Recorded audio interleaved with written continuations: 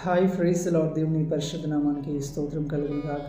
ఈరోజు దేవుని వాగ్దానము జకరియా గ్రంథము 9వ అధ్యాయము 12వ వచనంలో చూద్దామా. రెండంతలుగా మీకు మేలు చేసేదనని నేడు నేను మీకు తెలియజేయుచున్నాను. ఆమేన్. హల్లెలూయా.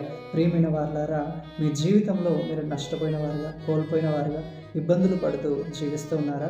అయితే ప్రభు అంటున్నాడు ఏంటంటే, మీరు కోల్పోయిన ఆర్థిక బలమును, కోల్పోయిన ఆరోగ్యమును, కోల్పోయిన భక్తి జీవితమును, ఆత్మీయతను మరలా మీకు రెండంతలుగా తిరిగి దయచేస్తానని ప్రభు అంటున్నాడు.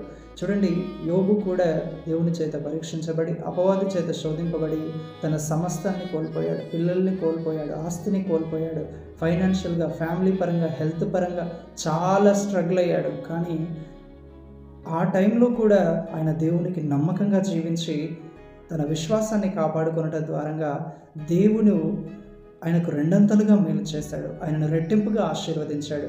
ఈరోజు నీ జీవితంలో కూడా నీవు నష్టపోవటను బట్టి, నీవు కోల్పోవటను బట్టి భయపడకు, దిగులు చెందకు. దేవుని యందు భయభక్తులు కలిగి నీ విశ్వాసాన్ని కాపాడుకో.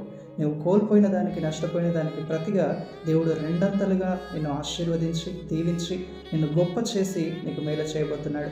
ప్రభు అట్టి కృప మనందరికీ దయచేయునుగాక. Amen. Praise the Lord. May God bless you all.